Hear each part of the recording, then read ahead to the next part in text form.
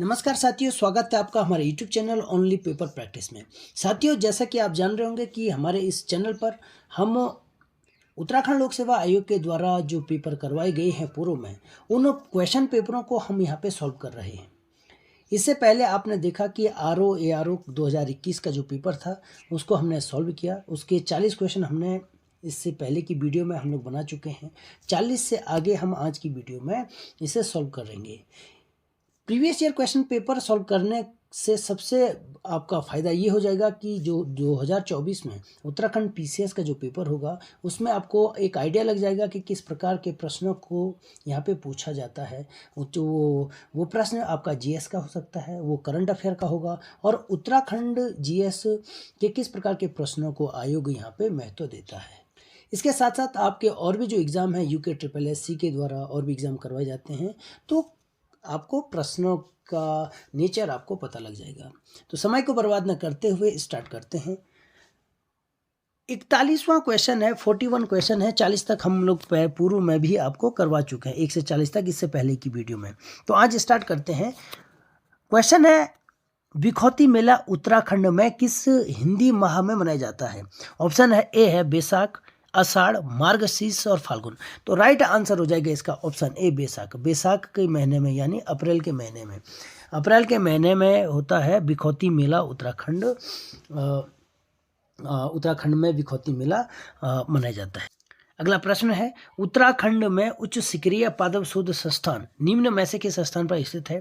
Option A Srinagar, B Pauri, C Tungnath और D है हल्द्वानी। तो राइट आंसर हो जाएगा इसका option A. Option A Srinagar में।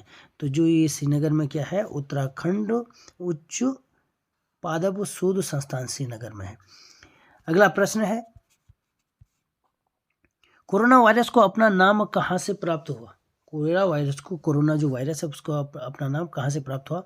ऑप्शन ए ताज जैसे आकार के कारण, बी पत्ते जैसे आकार के कारण, सी आनुवंशिक पदार्थ के आकार के कारण, और डी है उपरोक्त कोई भी नहीं। तो राइट आंसर हो जाएगा इसका ऑप्शन ए, ताज जैसे आकार के कारण कोरोना। ताज कैसा ताज है? कोरोना। ताज जैसे आकार के कारण उसको कोरोना नाम प्राप्त हुआ। अगला प्रश्न है, ऑन्कोलॉजी अध्ययन है, यानी ऑन्कोलॉजी में किसका अध्ययन किया जाता है? ऑप्शन ए पक्षियों का, कैंसर का, स्तनधारियों का, डी है मृदा का। तो राइट आंसर हो जाएगा ऑप्शन बी। ऑप्शन बी है कैंसर का। ऑन्कोलॉजी में कैंसर का अध्ययन किया जाता है। अगला प्रश्न है, डॉल्फिन किस वर्ग का उदाहरण है? Option A amphibia, B pisces यानी मत्स्य, सी है एवीज यानी पक्षी, और डी है स्तनधारी। तो राइट आंसर हो जाएगा इसका ऑप्शन डी। ऑप्शन डी है स्तनधारी। स्तनधारी जो डॉल्फिन है उसको ये स्तनधारी वर्ग में आता है। अगला प्रश्न है, पित्त ज्वर का संचारण होता है? ऑप्शन ए एडीज द्वारा, क्लूलेक्स द्वारा, सी है नर एनोफिलीज द्वारा, और डी है मादा एनोफिलीज द्वारा। तो राइट आंसर हो जाएगा इसका ऑप्शन ए, एडीज द्वारा। एडीज, ठीक है, एडीज द्वारा। अगला प्रश्न है, निम्न में से कौन सा पक्षी उड़ान रहित नहीं है? कौन सा पक्षी उड़ान रहित नहीं है? Option A kiwi, B emu, C है शुतुरमुर्ग, और डी है सारस क्रेन। तो राइट आंसर हो जाएगा इसका ऑप्शन डी, सारस क्रेन। सारस क्रेन उड़ता नहीं है, ठीक है, उड़ान रहित है। अगला प्रश्न है, ट्राइनाइट्रोटाइलिन यानी टीएनटी है, क्या है टीएनटी? ऑप्शन ए रोगाणुनाशक, बी कीटनाशक, सी है विस्फोटक, और डी है ये क्या, सड़ननाशक।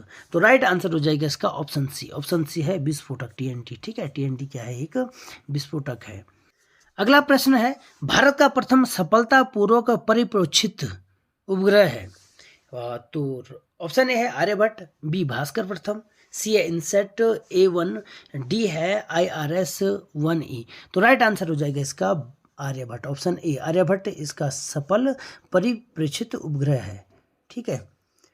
अगला प्रश्न है, दात्र कोशिका अरक्ता रोग है, दात्र कोशिका अरक्ता रोग है। ऑप्शन ए है क्षार रंजियों का, बी है रक्ताणुओं का यानी लाल रुधिर या रक्त कोशिकाओं का, सी है पट्टिकाणुओं का, डी है लसिकाणुओं का। तो राइट आंसर हो जाएगा इसका ऑप्शन बी। ऑप्शन बी हो गया रक्त कणिका यानी लाल रुधिर कणिकाओं का। दात्र कोशिका अरक्ता रोग ये एक रोग है रक्त कणिकाओं का। अगला प्रश्न है, भारतवर्ष की स्वतंत्रता के समय भारतीय राष्ट्रीय कांग्रेस का अध्यक्ष कौन था? भारतवर्ष की स्वतंत्रता के समय भारतीय राष्ट्रीय कांग्रेस का अध्यक्ष कौन था? ऑप्शन ए मौलाना अब्दुल कलाम आजाद, बी जेबी कृपलानी, सी है डॉक्टर राजेंद्र प्रसाद और डी है जवाहरलाल नेहरू। तो राइट आंसर हो जाएगा इसका ऑप्शन बी जेबी कृपलानी। ठीक है, जेबी कृपलानी क्या थे? भारतवर्ष की स्वतंत्रता के समय भारतीय राष्ट्रीय कांग्रेस का अध्यक्ष कौन था? जब भारत स्वतंत्र हुआ था वहाँ पे भारतीय राष्ट्रीय कांग्रेस का अध्यक्ष कौन थे? जेबी कृपलानी। अगला प्रश्न है, निम्न में से किसे कृत्रिम बुद्धिमत्ता का जनक कहा जाता है? ऑप्शन ए है चार्ल्स बेबेज, बी है ली डी फॉरेस्ट, सी है जॉन मैककार्थी और डी है जेपी एकर्ट। तो राइट आंसर हो जाएगा इसका ऑप्शन सी। ऑप्शन सी क्या है? ऑप्शन सी क्या है? जॉन मैककार्थी ये क्या है? कृत्रिम बुद्धिमत्ता का जनक इन्हें कहा जाता है। अगला प्रश्न है, डीएनए अंगुली छापन के आविष्कारक थे? डीएनए अंगुली छापन के आविष्कारक कौन थे? ऑप्शन ए है जॉर्ज स्टार्क, बी है सर एलिक जेफरीज, सी है एडवर्ड सदर्न और डी है क्या है कैरी मिलिस। तो राइट आंसर हो जाएगा इसका ऑप्शन बी। ऑप्शन जी बी क्या हो जाएगा इसका? डीएनए अंगुली छापन का आविष्कारक कौन था? सर एलिक जेफरीज इसके आविष्कारक थे। अगला प्रश्न है, महान विद्वान अश्वघोष किस शासक का समकालीन था? अश्वघोष, महान विद्वान जो अश्वघोष किस शासक का समकालीन था? ऑप्शन ए है चंद्रगुप्त प्रथम, बी स्कंदगुप्त, सी कनिष्क और डी है हर्षवर्धन। तो राइट आंसर हो जाएगा इसका option C. Option C Kanishka का क्या था? समकालीन था। ठीक है, ऑप्शन सी इसका राइट आंसर हो जाएगा। Kanishka option C right answer हो जाएगा। कनिष्क था ना, कुषाण वंश का जो शासक था, तो अश्वघोष था वहाँ पे क्या इसके समकालीन। अगला प्रश्न है, सुदर्शन झील का निर्माण किसने कराया था? ऑप्शन ए तुषास्प, बी है पर्णदत्त, सी है पुष्यगुप्त वैश्य और डी है चक्रपालित। तो राइट आंसर हो जाएगा इसका ऑप्शन सी पुष्यगुप्त वैश्य। पुष्यगुप्त वैश्य ने सुदर्शन झील का निर्माण करवाया था। अगला प्रश्न है, अशोक के सारनाथ स्तंभ पर कौन सा पशु चित्र अंकित नहीं है? ऑप्शन ए घोड़ा, बी हाथी, सी शेर और डी गेंडा। तो राइट आंसर हो जाएगा इसका ऑप्शन डी गेंडा। गेंडा अशोक का जो सारनाथ का स्तंभ है उसमें गेंडे का चित्र अंकित नहीं है, बाकी घोड़ा, हाथी और शेर का चित्र अंकित है। अगला प्रश्न है, तृतीय बौद्ध संगति किसके शासनकाल में आयोजित की गई? ऑप्शन ए है अशोक, बी काला अशोक, सी है कनिष्क, डी है अजातशत्रु। तो राइट आंसर हो जाएगा इसका option number A. Option number A Ashok के काल में। ठीक है, पहली बौद्ध संगति किसमें थी? अजातशत्रु, फिर काला अशोक, फिर अशोक और लास्ट में कौन था? कनिष्क के काल में होता ना कुंडलग्राम, कहाँ? जम्मू कश्मीर में। अगला प्रश्न है, मार्टिमर व्हीलर और स्टुअर्ट पिगट के अनुसार सिंधु सभ्यता की तिथि। अगला प्रश्न है, मार्टिमर व्हीलर और स्टुअर्ट पिगट के अनुसार सिंधु सभ्यता की तिथि है। ऑप्शन ए है 2350 ईसा पूर्व से 1700 ईसा पूर्व, बी है 2500 ईसा पूर्व से 1500 ईसा पूर्व, सी है 2500 ईसा पूर्व से 1750 ईसा पूर्व और डी 2800 ईसा पूर्व से 2500 ईसा पूर्व। तो राइट आंसर हो जाएगा इसका ऑप्शन बी। ऑप्शन बी क्या है राइट आंसर? 2500 ईसा पूर्व से 1500 ईसा पूर्व तक क्या है दिया है इन्होंने सिंधु सभ्यता की तिथि का काल दिया है। अगला प्रश्न है, प्रबंध चिंतामणि का लेखक कौन था? Option A Sandhyakar Nandi, option B Nayachandra Suri, C है भवभूति और डी है मेरुतुंग। तो राइट आंसर हो जाएगा इसका ऑप्शन डी। ऑप्शन डी हो जाएगा इसका मेरुतुंग। मेरुतुंग ने किसकी रचना की थी? प्रबंध चिंतामणि। अगला प्रश्न है, Periplus of the Erythraean Sea किस भाषा में लिखी गई? ऑप्शन ए यूनानी, B French, C Germany, D है अंग्रेजी। तो राइट आंसर हो जाएगा इसका ऑप्शन ए यूनानी। ठीक है, पेरिप्लस ऑफ एरिथ्रियन सी। अगला प्रश्न है, भारतीय राष्ट्रीय कांग्रेस की स्थापना के समय भारत का वायसराय कौन था? वायसराय कौन था भारत का?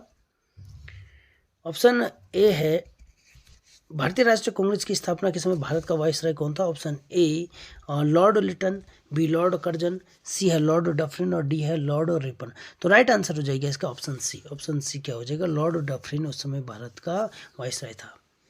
अगला प्रश्न है गदर पार्टी का गठन किस वर्ष से किया गया था? ऑप्शन ए 1921, बी 1914, सी 1913 और डी है 1916। तो राइट आंसर हो जाएगा इसका option number C, option number 1913। Right answer हो जाएगा ऑप्शन नंबर सी, 1913 में गदर पार्टी का गठन किया गया। अगला प्रश्न है किस वर्ष वर्नाक्युलर प्रेस एक्ट पारित किया गया? ऑप्शन ए 1878, बी 1875, सी 1879 और डी है 1881। तो राइट आंसर हो जाएगा इसका option A 1878। Vernacular press act पारित किया गया था, वर्नाक्युलर प्रेस एक्ट 1878 ईस्वी में। अगला प्रश्न है गांधी इरविन समझौते पर किस वर्ष हस्ताक्षर हुए? गांधी इरविन जो समझौता हुआ था किस वर्ष यहाँ पे हस्ताक्षर हुए थे? अगला प्रश्न तो ऑप्शन है 1930, बी है 1931, सी 1932 और डी है 1935। तो राइट आंसर हो जाएगा इसका ऑप्शन बी 1931। 1931 में गांधी इरविन समझौते पर हस्ताक्षर हुआ था। अगला प्रश्न है संगम साहित्य किस भाषा में लिखा गया? संगम साहित्य option A Tamil, B Sanskrit, Marathi, उपरोक्त में से कोई नहीं। तो राइट आंसर हो जाएगा इसका ऑप्शन ए तमिल। तमिल में क्या लिखा गया था? जो संगम साहित्य की जो भाषा थी, संगम साहित्य जो हुए थे किस तमिल भाषा में लिखी गई। अगला प्रश्न है 1906 में मुस्लिम लीग का गठन किस स्थान पर किया गया? Option A Multan, B Dhaka, C Deoband और डी है पेशावर। तो राइट आंसर हो जाएगा इसका option number B, option number B Dhaka. Dhaka में मुस्लिम लीग का गठन किया गया था। अगला प्रश्न है पानीपत का तृतीय युद्ध किस वर्ष हुआ था? ऑप्शन ए 1757, बी 1761, सी 1764 और डी है 1769। तो राइट आंसर हो जाएगा इसका ऑप्शन बी 1761 ईस्वी में, 1761 ईस्वी में पानीपत का तृतीय युद्ध हुआ था। अगला प्रश्न कौन कहा करता था कि मैं मुसलमानों का गोखले बनना चाहता हूँ? कौन कहा करता था कि मैं मुसलमानों का गोखले बनना चाहता हूँ? ऑप्शन ए है मौलाना मोहम्मद अली, बी मोहम्मद अली जिन्ना, सी सैयद अहमद खान और डी है खान अब्दुल गफ्फार खान। तो राइट आंसर हो जाएगा ऑप्शन बी मोहम्मद अली जिन्ना क्या बोलते थे कि मैं मुसलमानों का गोखले बनना चाहता हूँ। अगला प्रश्न है दिल्ली के किस सुल्तान ने अपनी आत्मकथा लिखी? आत्मकथा स्वयं लिखी थी तो दिल्ली के किस सुल्तान ने लिखी थी? ऑप्शन ए है सिकंदर लोदी, बी मोहम्मद बिन तुगलक को, इल्तुतमिश, फिरोज शाह तुगलक। तो राइट आंसर हो जाएगा इसका ऑप्शन डी फिरोज शाह तुगलक। फिरोज शाह तुगलक ने अपनी आत्मकथा स्वयं लिखी थी। अगला प्रश्न है श्यामजी कृष्ण वर्मा ने लंदन में इंडिया हाउस की स्थापना कब की? जो श्यामजी कृष्ण वर्मा थी उन्होंने एक इंडिया हाउस की स्थापना की थी लंदन में, तो कब की थी? Option A 1901, 1903, 1905, 1907। तो राइट आंसर 1905। 1905 ईस्वी में उन्होंने लंदन में इसकी स्थापना की थी। अगला प्रश्न है उत्तराखंड के कितने सदस्य लोकसभा में प्रतिनिधित्व करते हैं? जैसे आज का लोकसभा चुनाव हो रहे हैं ना, तो राइट आंसर हो जाएगा इसका ऑप्शन बी। ऑप्शन बी हो जाएगा इसका 5। ठीक है। अगला प्रश्न है मंत्रिपरिषद में फेरबदल करने का अधिकार है? ऑप्शन ए राष्ट्रपति को, बी मंत्रिमंडल को, सी प्रधानमंत्री को, डी है स्पीकर को। तो राइट आंसर हो जाएगा ऑप्शन सी 72 का आएगा ऑप्शन सी। प्रधानमंत्री को मंत्रिपरिषद में फेरबदल करने का अधिकार है। अगला प्रश्न है भारतीय संविधान का अनुच्छेद 280 से संबंधित है? बहुत इजी क्वेश्चन हो गया। राइट आंसर हो जाएगा इसका ऑप्शन ए वित्त आयोग से। अगला प्रश्न है भारत के उपराष्ट्रपति के हटाने का प्रस्ताव लाया जा सकता है?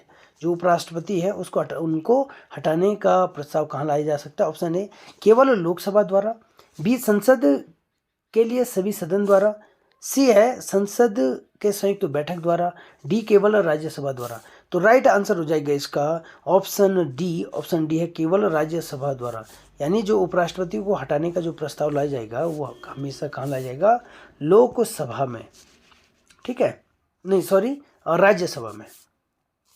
अगला प्रश्न है भारत का संविधान अंगीकृत किया गया था? ऑप्शन ए 15 अगस्त 1947 को, 9 दिसंबर 1946 को, 26 नवंबर 1949 को, 26 जनवरी 1950 को। तो राइट आंसर हो जाएगा ऑप्शन सी 26 नवंबर 1949 को। हमारा क्या हो जाएगा, राइट आंसर हो जाएगा। अगला प्रश्न है, राष्ट्रपति के चुनाव संबंधी विवादों का निर्णय दिया जाता है। ऑप्शन ए भारत के सर्वोच्च न्यायालय द्वारा, बी संसद द्वारा, सी लोकसभा द्वारा और डी है चुनाव आयुक्त द्वारा। तो राइट आंसर हो जाएगा इसका option A. Option A Bharat के सर्वोच्च न्यायालय के द्वारा चुनाव संबंधी विवादों का निर्णय दिया जाता है। ठीक है, राष्ट्रपति के, याद रखना, राष्ट्रपति के चुनाव संबंधी विवादों पर निर्णय दिया जाता है। अगला प्रश्न है, पुणे समझौता पर हस्ताक्षर कब हुआ। ऑप्शन ए 23 अक्टूबर 1930, बी 24 सितंबर 1931, सी है 24 सितंबर 1932 और डी है 24 नवंबर 1932। तो राइट आंसर हो जाएगा इसका ऑप्शन सी 24 सितंबर 1932। देखो कितना फैक्चुअल क्वेश्चन पूछ रखा है कि पुणे समझौता पर हस्ताक्षर कब हुआ था।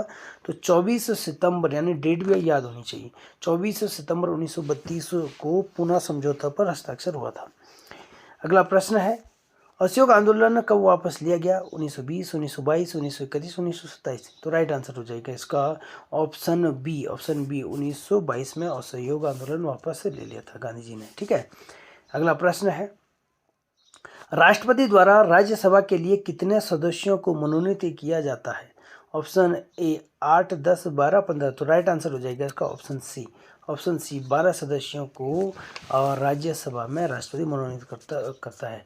आप कमेंट बॉक्स में बताएंगे किस अनुच्छेद के तहत, आर्टिकल, किस आर्टिकल में, आप कमेंट बॉक्स में बताएंगे, क्योंकि पूर्व में मैं इनके बारे में अच्छे से डिस्कशन कर चुका हूँ।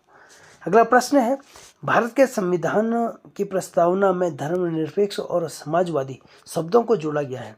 ऑप्शन है 39वें संविधान संशोधन, 41वें संविधान संशोधन, 42वें संविधान संशोधन और 44वें संविधान संशोधन। तो राइट आंसर हो जाएगा इसका ऑप्शन सी 42वें संविधान संशोधन में धर्मनिरपेक्ष, समाजवाद और अखंडता, ये 3 शब्द जोड़े गए थे। ठीक है, अगला प्रश्न है, हरित राजमार्ग नीति शुरू की गई थी।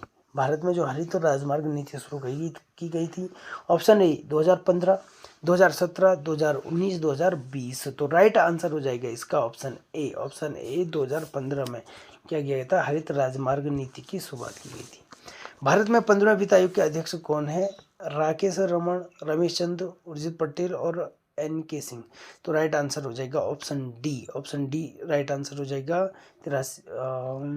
या NK सिंह ही होगा ना यार, NK सिंह ही होगा। ठीक है, अगला प्रश्न है, व्यवसाय करने में आसानी पर विश्व बैंक की वार्षिक रिपोर्ट 2020 के अनुसार भारत की रैंक है।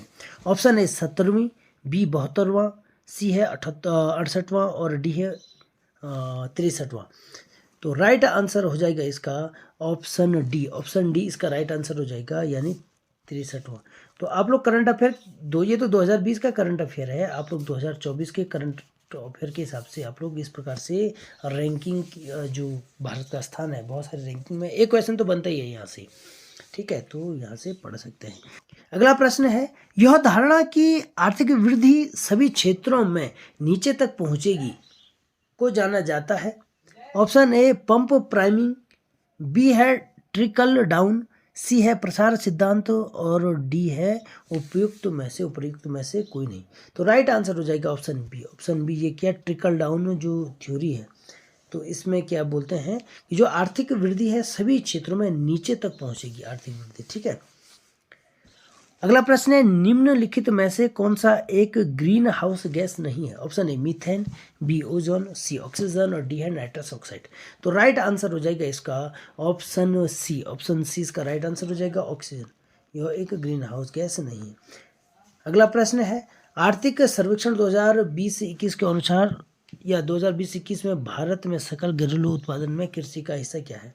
तो 2020-21 में सकल घरेलू उत्पादन में कृषि का जो भारत का हिस्सा था वो था 19.9%। ठीक है, स्मार्ट सिटीज मिशन किस वर्ष में आरंभ किया गया था।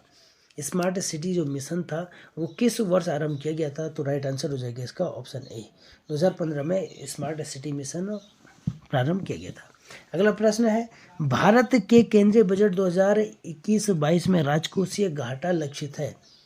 ऑप्शन ए जीडीपी का 3%, बी है जीडीपी का 4.5%, सी है जीडीपी का 5.5% और डी है जीडीपी का 6.8%। तो राइट आंसर हो जाएगा इसका ऑप्शन डी राइट आंसर हो जाएगा। जीडीपी का 6.8% भारत के जो केंद्रीय बजट है उसमें राजकोषीय घाटा लक्षित की गई थी। तो ये पुराना डाटा है, आप नया डाटा देख सकते हैं। अगला प्रश्न है, राष्ट्रपति द्वारा अपना त्यागपत्र संबोधित किया जाता है। तो उपराष्ट्रपति को राष्ट्रपति तो राइट आंसर हो जाएगा यहाँ पे ऑप्शन ए उपराष्ट्रपति अपना राष्ट्रपति अपना त्यागपत्र उपराष्ट्रपति को सौंपता है। अगला प्रश्न है, सर्वोच्च न्यायालय के न्यायाधीश किस आयु में सेवानिवृत्त प्राप्त करते हैं। तो सर्वोच्च न्यायालय के जो न्यायाधीश हैं, ऑप्शन राइट आंसर हो जाएगा इसका ऑप्शन डी 65 वर्ष में क्या हो जाते हैं, सेवानिवृत्त हो जाते हैं। अगला प्रश्न है,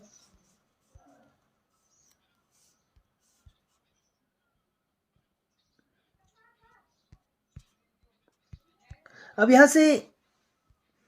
यहाँ से करंट मैथमेटिक्स और रीजनिंग के क्वेश्चन शुरू होते हैं। इसको हम अगली वीडियो में डिस्कस करेंगे। तो आज हमने किसी भी प्रश्न का डिस्कस नहीं किया क्योंकि फिर समय ज़्यादा लग जाता है डिस्कशन करने में।